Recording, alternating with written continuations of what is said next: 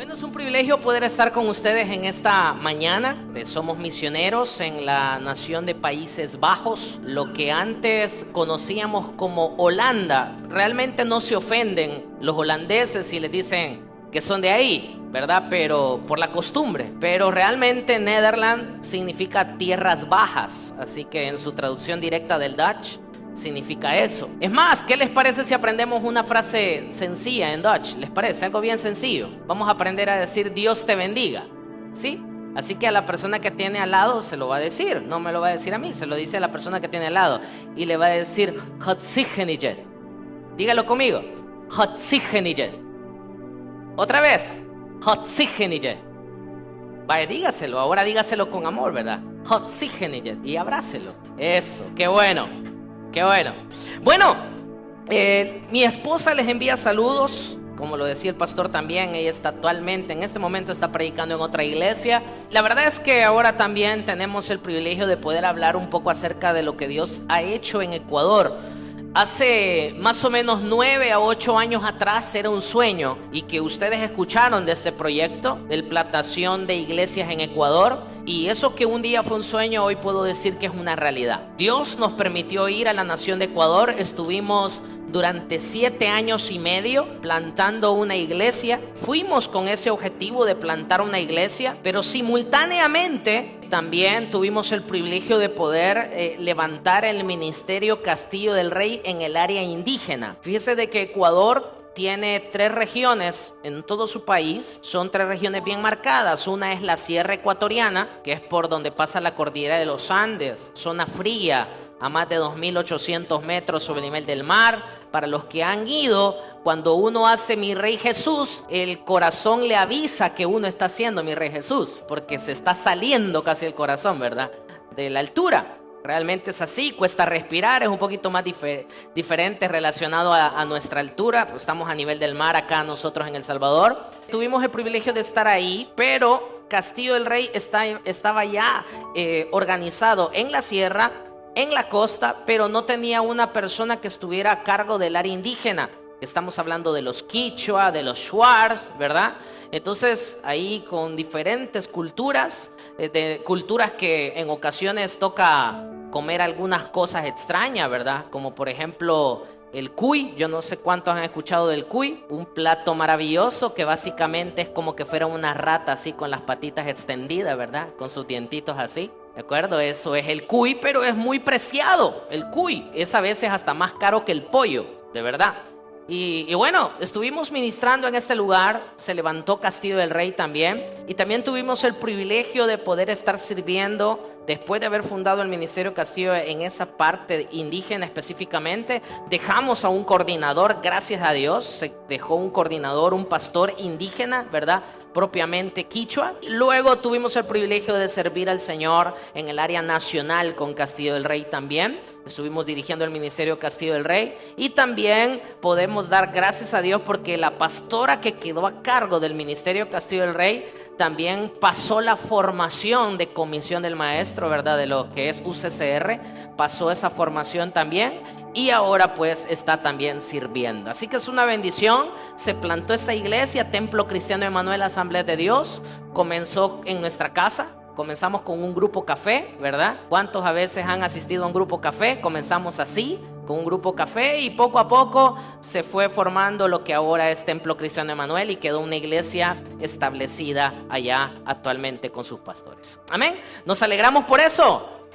Debe de darle alegría porque usted ha formado parte de esto, amada iglesia. Usted ha ofrendado, ha orado por nosotros como misioneros para que esto sea posible. Así que cada vez que usted ve alguna venta de misiones o el momento en que usted hace su promesa de fe, créame que usted está abonando para que el reino de los cielos pueda tener más personas y que las naciones puedan escuchar del mensaje de salvación. Amén. Así que nos alegra eso. ¿Le alegra? Démosle fuertes palmas al Señor si le alegra. Amén.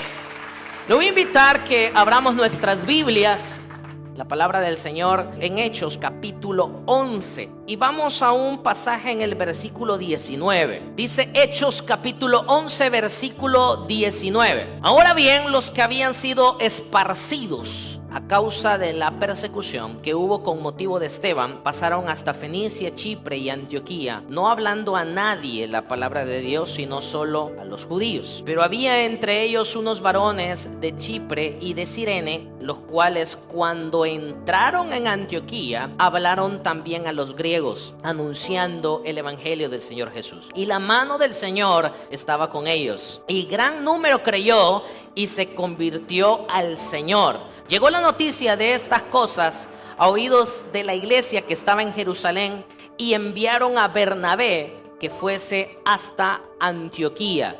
Cuando llegó y vio la gracia de Dios, se regocijó y exhortó a todos a que con propósito de corazón permaneciesen fieles al Señor, porque era varón bueno y lleno del Espíritu Santo y de fe. Y una gran multitud fue agregada al Señor. Después fue Bernabé a Tarso para buscar a Saulo. Hallándole, le trajo a Antioquía, y se congregaron ahí todo un año con la iglesia y enseñaron a mucha gente, y a los discípulos se les llamó cristianos por primera vez en Antioquía. Oramos. Padre, te damos gracias por esta linda mañana que nos has regalado. Gracias, Señor, por este tiempo. Gracias por la alabanza. Como, Señor, hemos entonado cánticos a ti, despojándonos de todo, Señor, entendiendo de que rendirnos delante de ti, Señor, y poder darte toda la gloria y honra es lo mejor que podemos hacer. Ahora te pido, Señor, que nos hables a través de tu palabra. Señor, nuestra mente y corazón, Señor, se alinean delante de ti. Creemos, Señor, que todo aquello que pueda ser algún bloqueo de nuestra mente y corazón para poder recibir con libertad lo que tú has preparado para nosotros, que en esta hora estemos preparados y que seamos, Señor, esas esponjas que puedan absorber lo que tú tienes para nosotros. Te doy gracias, en tu nombre oramos, Dios. Amén y amén. Bueno, este pasaje de la palabra del Señor deja claramente expresado cómo la obra misionera es resultado de un esfuerzo, pero al mismo tiempo de una dirección divina. Si usted se da cuenta, nosotros observamos en el libro de los Hechos que ya de por sí el Espíritu Santo es protagonista acá. De hecho, algunos teólogos afirman y dicen de que quizás el nombre no tendría que haber sido el Hecho de los Apóstoles, sino Hecho del Espíritu Santo. Pero en realidad, qué lindo es saber de que Dios utiliza instrumentos, personas, para poder ser útil y que sean de impacto en las naciones. Por lo mismo, cada uno de ustedes que está ahora aquí sentado recibiendo este mensaje, y al igual yo que estoy también siendo de bendición en este momento, para mí es alimento también para mí la palabra del Señor, y es importante que entendamos que el protagonista es Dios en este momento. Entonces, dicho esto, se va a dar cuenta que el libro de los Hechos nos relata gran cantidad de eventos poderosos, pero este evento de la fundación de la iglesia de Antioquía no es un evento cualquiera. Es un evento que marcó un antes y un después para la iglesia. La iglesia necesitaba tener un camino enfocado hacia un propósito definido. Dios se los había entregado. Hechos 1:8 nos dice a nosotros acerca de esa misión que debemos de cumplir y la forma de poder hacerlo. Porque el pasaje que nosotros encontramos nos trata de relatar a nosotros de que seamos de bendición en Jerusalén, Judea, Samaria, hasta lo último de la tierra. Y nos está tratando de dar una tarea simultánea, no una tarea que va por pasos, no que termino yo primero en mi casa y luego voy a predicar a mi vecino. No, es hacerlo de manera simultánea, y eso lo entendemos todos. Pero acá en la palabra del Señor necesitábamos a través de esto entender algunas claves de cómo una iglesia va a tener éxito en las misiones, y es precisamente de lo que quisiera que pudiéramos hablar, de que pudiéramos meditar en la Escritura.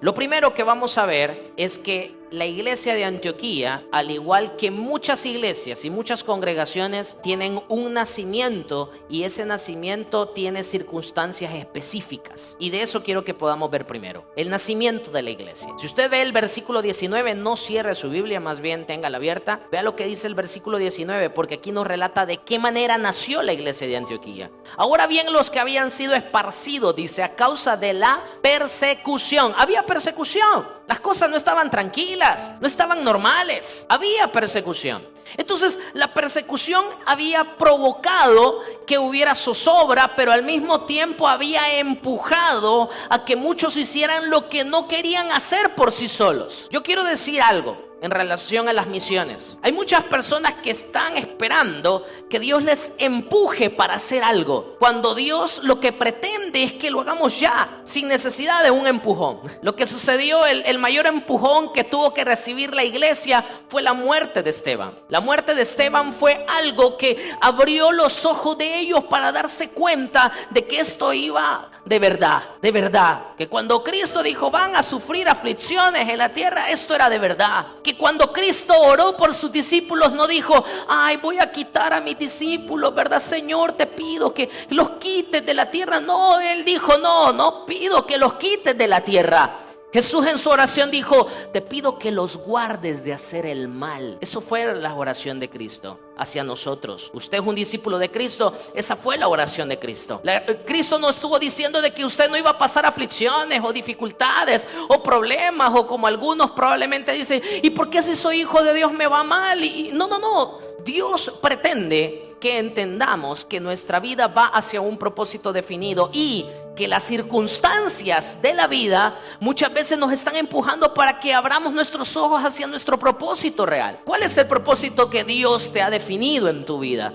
Eso es precisamente lo que hoy nosotros necesitamos descubrir a la luz de la Escritura. La iglesia de Antioquía fue el resultado de eso, pero también fue el resultado de unas personas que de manera valerosa, digámoslo así, o de manera valiente, dijeron, voy a predicar no importando las circunstancias. Vea lo que sigue diciendo el versículo 19, no cierre su Biblia. Dice, pasaron hasta Fenicia, Chipre y Antioquía, no hablando a nadie la palabra de Dios. Ojo con esto, porque no por gusto lo dice la Escritura, sino solo a los judíos, dice el pasaje. Pero había entre ellos unos varones de Chipre, de Cirene, los cuales cuando entraron en Antioquía, hablaron también a los griegos anunciando el evangelio del Señor Jesús. Tratemos de contextualizar esto, porque a veces cuando leemos este pasaje es fácil decir, uy, qué ingratos, no le hablaron a los griegos, qué ingratos estos hombres, solo le hablaron a los judíos, qué feo eso. Hicieron discriminación, fueron racistas.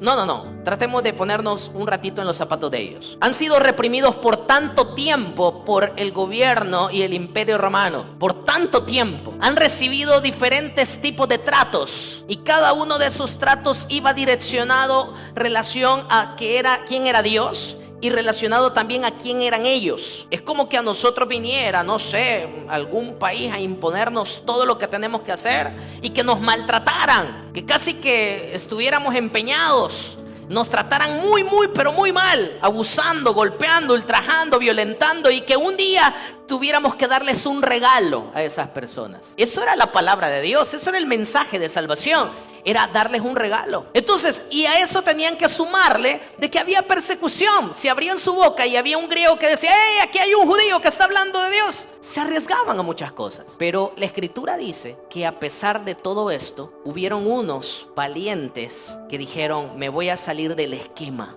no pensando en qué me pueda suceder. Y dice de que hablaron. El mensaje que salió de sus bocas, yo no me quiero imaginar cómo fue, pero parte de lo que puede tener mi mente para pensar de esto es que pudieron hacerlo de tal manera que llegara a las personas, mira, Cristo te ama. Ese que murió, ¿sabes? Sí, ese que resucitó, Él te ama. Él también puede entrar en tu corazón. Y así comenzaron.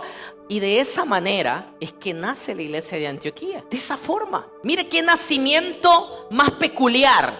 Es más, vea lo que sigue diciendo todavía el versículo 21. Vea lo que dice el 21. Y la mano del Señor estaba con ellos, y gran número creyó y se convirtió al Señor. Porque la clave, hermano, no es quién eres, dónde vives, dónde has estado, qué raza tienes, qué contexto tienes. La clave aquí de parte de Dios para crecer, para ser alguien y tener un propósito en la vida, es que Cristo Jesús viva en ti y que tú digas, yo creo que Él puede vivir en mí. Esa es la clave. La clave y el éxito de la obra misionera es poder decir sí. Esa es la clave. Que alguien tome el lugar de poder decir, voy a tomar el atrevimiento de hacerlo y voy a creer. Eso fue lo que sucedió con la iglesia de Antioquía. Su nacimiento contó con el respaldo de Dios.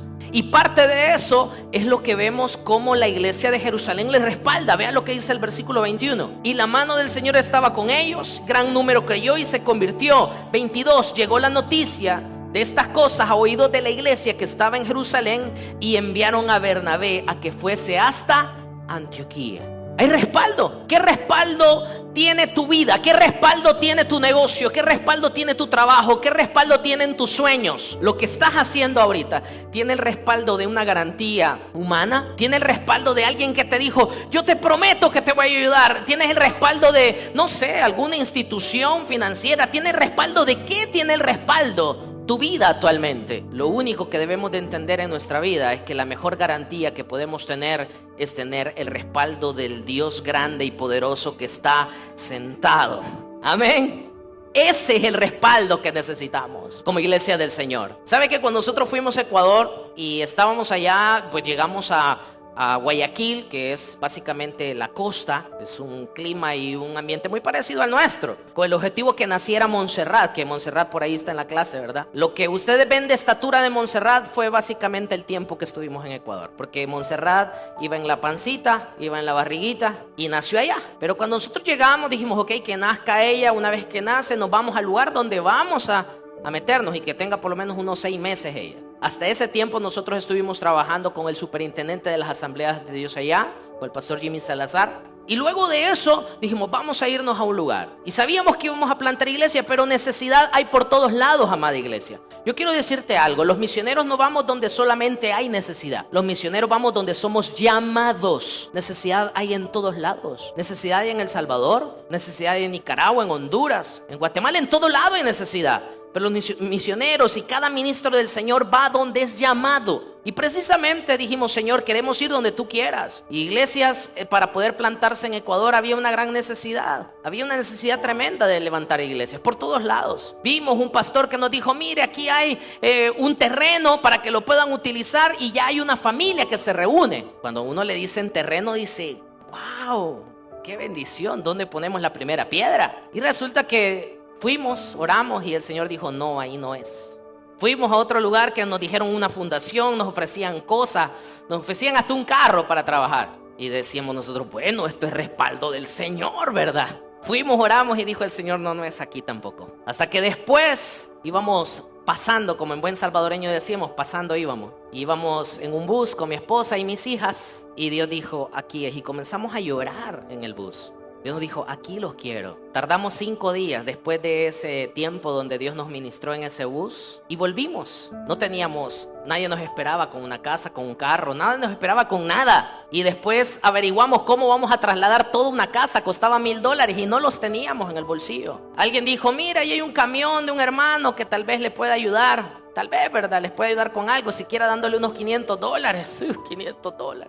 Y dijimos, vamos a ver cómo. Nos trasladamos y a la hora de llegar, dice el hermano, bueno, ya escuché acerca de su trabajo, lo que ustedes hacen, y quiero decirle algo, dijo, voy a sembrar para ustedes eso. Y no nos cobró ni $1, hermano, porque Dios así lo quiso. Comenzamos a bajar las cosas de la casa. Yo nada más, ¿verdad? Mi esposa con Montserrat aquí, con Naomi de 2 años y medio acá, y yo bajando las cosas y alguien que me dijo, mire, necesita ayuda, ¿le puedo ayudar? Y yo, sí, por favor. Les daría lástima, no sé. Y comenzamos a bajar las cajas y resulta que esa familia que preguntó que si podía ayudar fue la primera familia que logramos ganar para Cristo. Así fue que se levantó la iglesia, hermano. Amén. Entonces, veamos que sus propósitos van a ser perfectos. El nacimiento de la iglesia del Señor, y en cada lugar donde nace una iglesia, nace con el propósito de Dios, y el propósito de Dios es perfecto. El nacimiento de la iglesia de Antioquía no fue la excepción. Y así podemos ver también cómo la iglesia comenzó a madurar, porque es necesario que una iglesia también madure. Una iglesia no puede quedarse solamente bebiendo leche. Es una iglesia que necesita comer alimento sólido. No podemos quedarnos así. Tenemos que avanzar. La iglesia de Antioquía fue el reflejo de eso. Veamos lo que nos dice la palabra en versículo 22 y 23. Cuando llegó, y vio la gracia de Dios, versículo 23, se regocijó y exhortó a todos a que con propósito de corazón permaneciesen fieles al Señor. Estamos hablando de un Bernabé que encuentra a la iglesia de Antioquía. Él es enviado por la iglesia de Jerusalén, llega con la iglesia de Antioquía y cuando los ve, dice de que les anima, les exhorta, los guía para que permanezcan con esas mismas energías que cuando iniciaron lo puedan mantener siempre, pero sobre todo el carácter del corazón que tenían, porque tenían el objetivo de poder ser una iglesia que perteneciera a Dios, no una iglesia que perteneciera a un hombre. Y eso es precisamente lo que somos, amada iglesia. Somos una iglesia que no pertenecemos a un hombre, somos una iglesia que le pertenece exclusivamente al Rey de Reyes. Amén.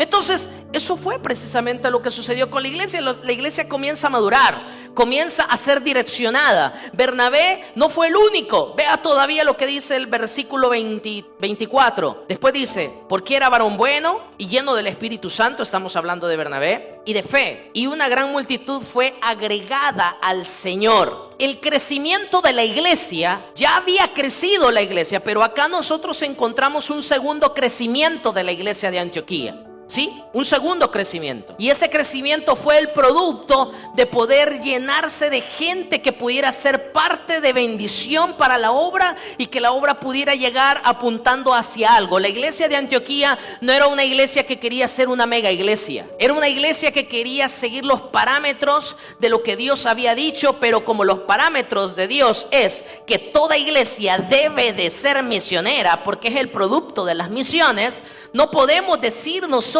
dentro de nuestras congregaciones que agregamos un departamento de misiones, sino que nuestras iglesias son misioneras. Asamblea de Dios es misionera, amado hermano. Entonces no podemos decir de que las iglesias adoptan si quiere o no. ¿Sabe qué? ¿Cómo se escucha eso? Eso se escucha como si Jesús en Mateo 28 del 19 al 20 hubiera dicho, miren, por tanto, si tienen ganas y un día sienten un avivamiento por ahí y levantan las manos y lloran y quizás si caen al suelo y sienten algo de parte mía y quizás hasta se sienten con nostalgia de ir a las naciones, entonces vayan y hagan discípulos. Jesús nunca dijo eso.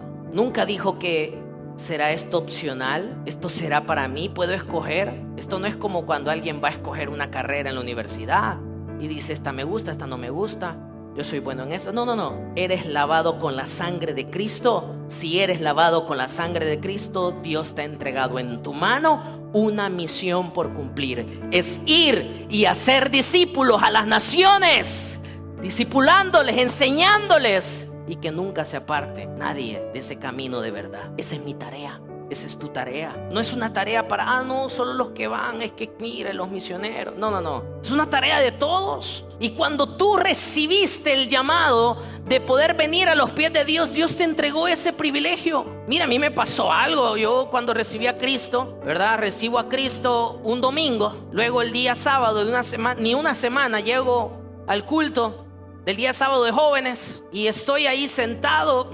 Nunca había estado en una iglesia cristiana. Yo había sido parte de una iglesia católica todo el tiempo, ¿verdad?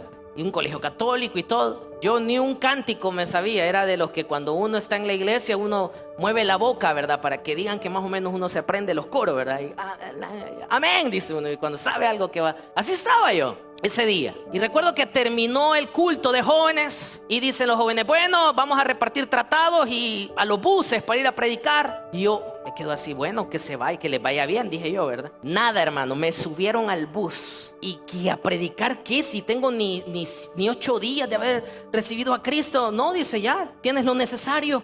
Mira, lee este versículo bíblico. Yo recuerdo que solo miraba, ¿verdad? Romanos 3:23, miraba Juan 1:12 y trataba de leerlo, tratando de hacerme un curso intensivo de evangelismo yo mismo ahí, ¿verdad? Para no verme mal. Estoy en la calle, están enseñando y yo me dijo, vos vas a venir conmigo, me dijo uno, y estaba hablando, enseñando, predicando y ganando almas, y yo viendo qué bueno, qué lindo. Yo dije, si este es el trabajo, pasarle los tratados, perfecto. Pero llega un momento que dice, vaya, el siguiente te toca. Y yo, no, tampoco. Y sí, el siguiente te toca. Y voy yo y digo, bueno, ya temblando y todo, me encuentro una señora con un canasto. Y dice la señora, mire, si usted me ayuda a bajarme el canasto, yo le escucho. Y le bajamos el canasto, andaba vendiendo, le evangelizamos.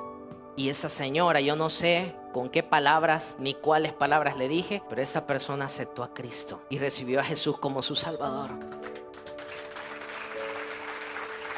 Hermanos, yo le puedo decir algo a nivel muy personal, de mi experiencia. Ese fue uno de los días más felices de mi vida. Llegué a la casa, yo tenía 11 años de edad y le dije a mi mamá, no sabes lo que sucedió hoy, y le conté. Ella me vio tanta alegría que me dijo, hijo, de todo lo que puedes hacer en la vida, eso es lo mejor que puedes hacer en cada día de tu vida. Amada iglesia, Dios quiere usarte, Dios quiere usarte. Dios no está diciendo, ¿cuántos cursos de evangelismo has pasado para evangelizar? Dios no está diciendo, ¿qué has hecho ahora para dar un mensaje?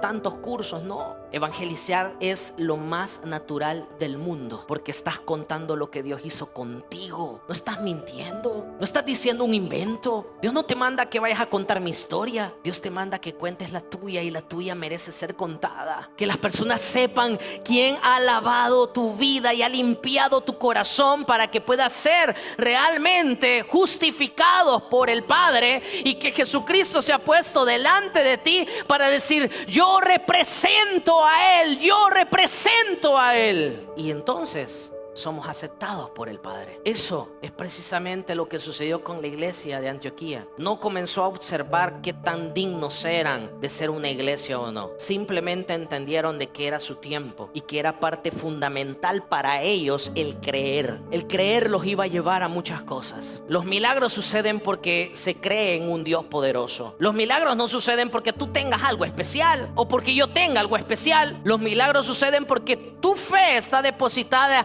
en aquel único que hace las cosas extraordinarias. Y entonces es donde dejamos que la libertad del Espíritu Santo haga su voluntad perfecta y verdadera. Eso fue lo que le sucedió a la iglesia de Antioquía. La iglesia de Antioquía tuvo que madurar en esto. Entendió que era su paso, era el paso que tenía que dar. Es más, los versículos siguientes nos dice de que tuvo que valerse de alguien más para crecer todavía más. Todavía ve lo que dice el versículo 25. Después fue Bernabé a Tarso para buscar a Saulo, y hallándole le trajo a Antioquía, y se congregaron ahí todo un año con la iglesia y enseñaron a mucha gente, y a los discípulos se les llamó cristianos por primera vez en Antioquía. Saulo, el famoso Pablo, famoso misionero que tenemos en la Biblia, nos enseña que sus primeros pasos para poder decidir finalmente hacer su primer viaje misionero fue precisamente pasando por Antioquía. Pero fue siendo útil, siendo de servicio al Señor. Yo sé que hay muchos que Dios los llama al ministerio para hacer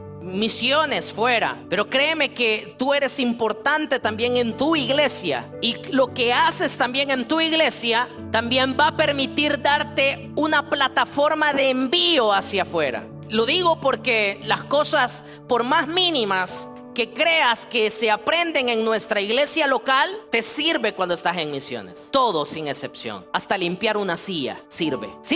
Limpiar un baño sirve. Sí, cuando uno es pastor en una iglesia y usted la está levantando de cero, no hay ningún miembro servidor, ¿verdad? Entonces le toca al misionero hacer todo y comenzar así. Es necesario que sepamos que la obra de Dios va a ser importante y que la obra del Señor va a crecer con gente que se ha entrenado también y gente que va a cumplir la tarea de la mejor manera, de todo corazón. Eso le pasó a Pablo. Pablo aprendió en Antioquía, aprendió con esta gente, con gente que necesitaba crecer, gente que era determinante para poder darle el impulso que ahora necesitaba. Estos obreros que fueron llamados, movidos, fueron obreros que percibieron la intervención divina, obreros con los cuales se favorecieron del crecimiento también, y obreros totalmente dispuestos. Esas fueron tres características de Bernabé y de Saulo, y que a esto se añadió algo más. Y esa tercera parte y última que quiero que podamos meditar es la vida misionera de la iglesia de Antioquía. La iglesia de Antioquía pasó de ser una iglesia naciente a ser una iglesia madura, o en ese proceso de madurez, pero cuando la iglesia alcanzó un nivel de madurez aún mayor, entonces la iglesia pasó a otro punto bien bonito, que fue la vida misionera de la iglesia. Veamos la vida misionera de la iglesia de Antioquía. Vamos al capítulo 13 en nuestras Biblias. Capítulo 13, versículo 1. Dice: había entonces en la iglesia que estaba en Antioquía profetas, maestros: Bernabé, Simón el que se llamaba Níger, Lucio de Cirene, Manaén el que se había criado junto con Herodes el tetrarca, y Saulo. Ya no era una iglesia de dos servidores. ¿Sí se da cuenta? Ya no era una iglesia de dos siervos, de dos pastores. Era una iglesia que se había llenado de profetas, de maestros, de gente que estaba llenándose de Dios, que estaba aprendiendo palabra y que la estaba aplicando, de gente que estaba creciendo, alimentándose, llenándose de Dios. La iglesia de Antioquía, el pasaje nos dice que creció, pero el pasaje no está interesado en decir si eran una mega iglesia. El pasaje está interesado en nombrar personas específicas que estaban preparándose para servirle mejor a Dios y para hacer que la obra del Señor avanzara. Entonces, ¿por qué digo esto? Porque cuando nosotros servimos a Dios, le sirves a Dios, Dios llama a gente que está haciendo algo. Dios llama a gente que está haciendo algo. Usted se va a dar cuenta, personas que han estado en la Biblia, ha llamado a personas que están haciendo algo. Mire, aunque lo que están haciendo no sea tan bueno, pero están haciendo algo. Pero lo llama a Dios. Llamó a gente así. Y ahora nosotros encontramos gente trabajando. La Escritura nos dice de que Saulo y Bernabé estuvieron ahí un año, congregándose, alimentándose, dando, sirviendo. Entonces llega un momento específico que yo creo que esta es la cereza de todo lo que sucede con la iglesia de Antioquía. Es que el Espíritu Santo se proyecta como el protagonista de la obra misionera. Si usted cree o ha pensado de que la obra misionera ha sido producto de algún invento de alguien, sí es un invento de alguien, del Espíritu Santo, no de alguien que usted puede pensar, de Joaquín o de... No, del Espíritu Santo. Y lo vemos aquí reflejado. Versículo 2 del capítulo 13. Vea lo que dice: ministrando estos al Señor y ayunando. No estaban perdiendo el tiempo, estaban buscando de Dios. Dijo el Espíritu Santo: apartadme a Bernabé y a Saulo para la obra a que los he llamado. Es interesante cómo en el libro de los Hechos, la primera vez que vemos un llamado de esta magnitud para poder cumplir la obra misionera, no fue cualquier persona que vino y habló. Dice la Escritura textualmente: quien lo hizo fue el Espíritu Santo. El Espíritu Santo quería darle el énfasis necesario. Yo no sé, la Escritura no nos dice de qué manera sucedió, pero la Escritura no nos dice de que habló alguien.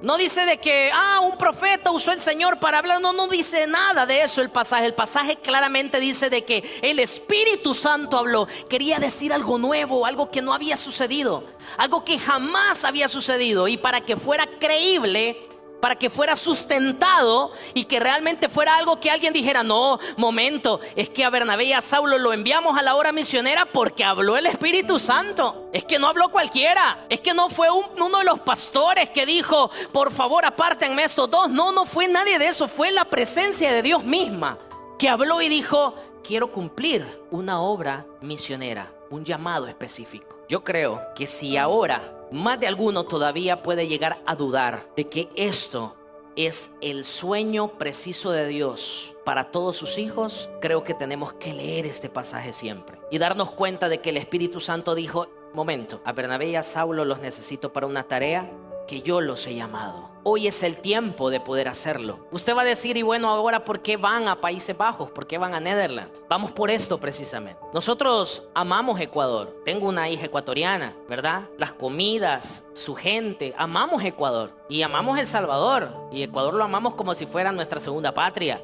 De verdad lo digo. Pero nos movimos de allá porque Dios nos habló de esto en el año 2013.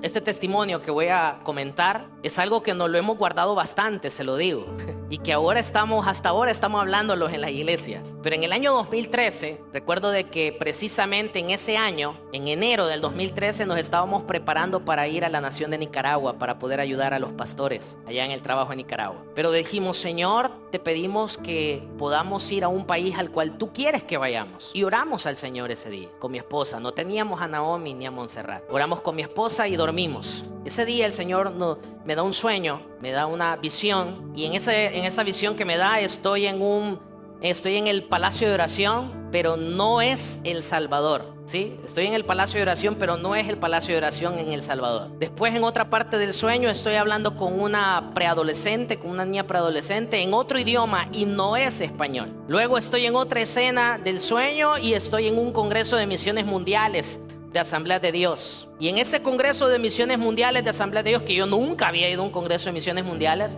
se me acercaban dos misioneros entre países árabes y me decía: hola Joaquín, ¿tú tienes llamado a algún país árabe? Y yo le decía: no tengo llamado a ningún país árabe.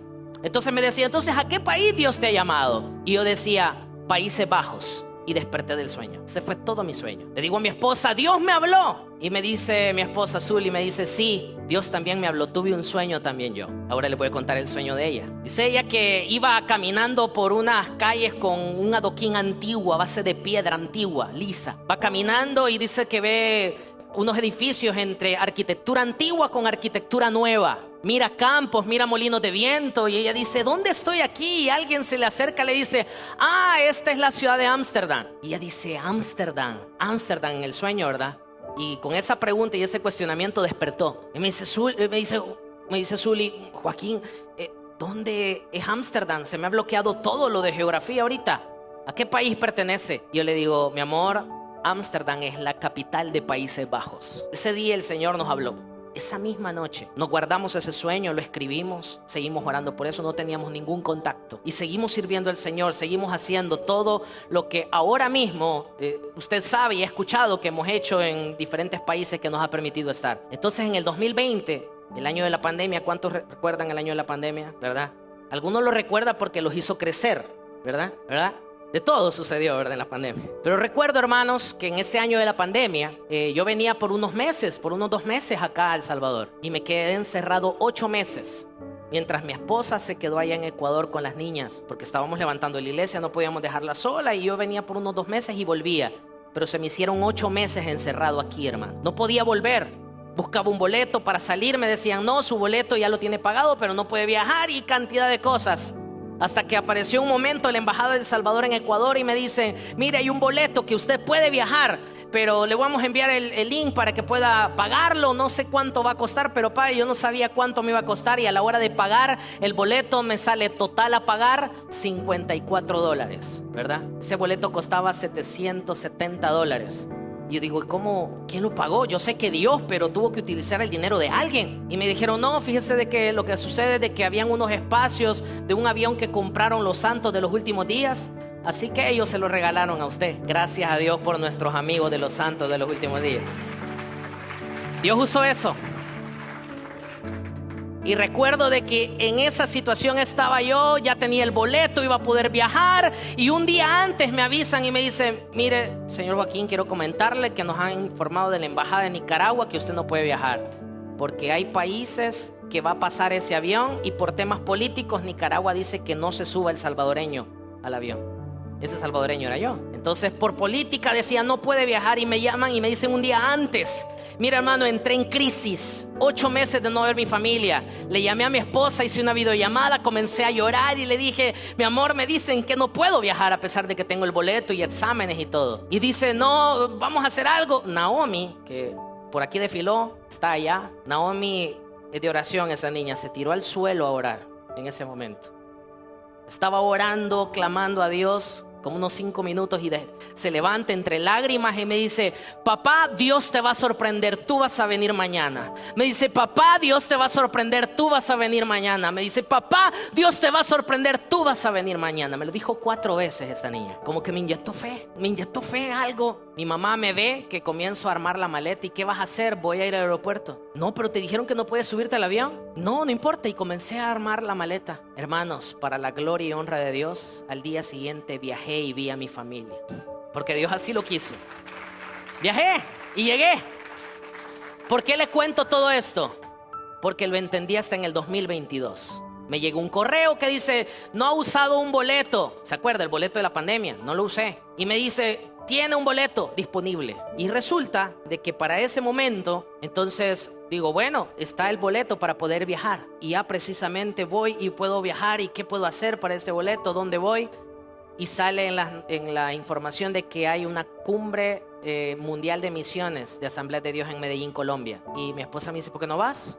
Tenés el boleto, puedes canjearlo y vas. Y así hice, fui. Ahí estaba en el Congreso de Misiones Mundiales, al cual nunca había ido, y estaba ahora en ese lugar. Estaban diferentes naciones, pasaron lista todas las naciones, El Salvador, Honduras, todos lados. Pero en la parte de atrás, después de haber pasado lista, se levantó una pareja y comienzan a gritar, ¡Países Bajos! ¡Países Bajos!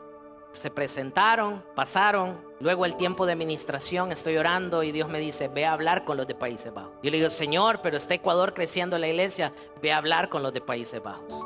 En esa administración yo le entregué Ecuador al Señor y fui a hablar con los de Países Bajos. Y les conté todo lo que ustedes ya saben de cómo Dios nos llamó a esa nación. Entonces el pastor Christian Tan, el reverendo Christian Tan, es el secretario nacional de las Asambleas de Dios allá, y él comenta la necesidad de este país. Actualmente 140 iglesias en todo el país, un país considerado post-cristianismo. ¿Qué quiere decir? Que para ellos la época de la iglesia ya pasó. Fue una era que ya pasó.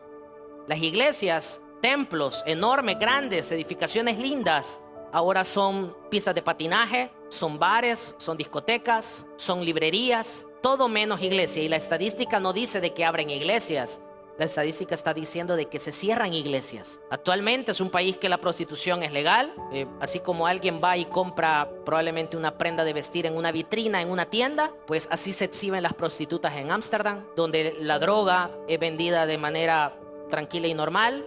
Como que alguien va y se compre un postre con marihuana, queda igual. Donde la ideología de género, LGTB y todo esto que para nosotros ha llegado en estos últimos tiempos ya está instaurada hace muchísimos años allá, y en donde tratan de enseñarle a niños, adoctrinarlos, tratar de decirles, no, mira, te pongo una faldita para ver cómo te sientes, y todo esto que usted ya sabe porque está viniendo acá. Esta situación, están tratando de atacarnos. Pero aparte de eso, 400 mezquitas musulmanes. Los musulmanes están impactando también en este lugar. Pero me dijo algo el pastor, en medio de todo el preámbulo que he contado. Dijo, pero en el 2020 sucedió un milagro que está sucediendo en las iglesias. Y es que a las iglesias están viniendo preadolescentes y están diciendo, queremos que se nos enseñen acerca de Jesús. Queremos saber quién es Jesús. En la visión que Dios nos dio en el 2013, era una preadolescente con la que estábamos conversando. Dios confirmó, le dijimos y dijo el pastor, ¿dónde firmo para que vengan? En abril de este año fuimos aprobados para ir a la nación de Países Bajos. La pregunta para ustedes y para mí es, ¿cuántos van a ir con nosotros a Países Bajos? ¿Vamos para Países Bajos? Amén. Esperamos de ustedes, de sus oraciones, de sus ofrendas. Y si alguien quiere agarrar la mochila e ir con nosotros, pues lo esperamos, si Dios te llama, para ir a un país como este. Hermanos, creo algo firmemente de que el llamado de Dios lo hace el Espíritu Santo de Dios. Y si Él llama, Él respalda su obra. ¿Cuántos creen eso? Amén, démosle fuertes palmas al Señor. Vea lo que dice este versículo. Versículo 3, porque con esto culminó este llamamiento santo de los discípulos. Entonces, habiendo ayunado y orando, les impusieron las manos, dice la Escritura, y les despidieron. Hoy es el tiempo que dejemos que el Espíritu Santo sea libre y Él tome las riendas de la obra misionera, que tome las riendas de tu vida en la obra misionera, que tome las riendas de todo lo que se va a mover en relación a la obra misionera. La iglesia de Antioquía fue un ejemplo de esto. Pero la iglesia de Antioquía no fue un ejemplo porque ya ellos hacían las cosas muy bien. Fue un ejemplo porque dejaron que el Espíritu Santo guiara a la iglesia hacia el propósito misionero. Dejemos, amada iglesia ICRAD, que el Espíritu Santo nos siga guiando en este peregrinaje misionero. ¿Creemos eso? Pónganse en pie y vamos a orar. Vamos a orar. ¿Por qué no cierras tus ojos y nos conectamos con Dios? Cierras tus ojos con el objetivo de no ver a quién tienes al lado, quién está al frente. Solamente puedas dejar que el Espíritu Santo sea el que mueva su obra perfecta. La obra misionera va a tener éxito porque haya gente dispuesta y le crea a Dios. La obra misionera va a tener éxito no porque probablemente existan todas las garantías para poder hacer esto. Tu garantía más grande es Dios. La garantía de que tu familia está cuidada es Dios. La garantía de que el camino hacia donde vamos y el propósito para cumplir en tu vida sea Dios. Las misiones van a tener éxito porque Dios entregó esta misión para todos nosotros. Pero el Espíritu Santo sigue llamando vidas. El Espíritu Santo sigue llamando vidas.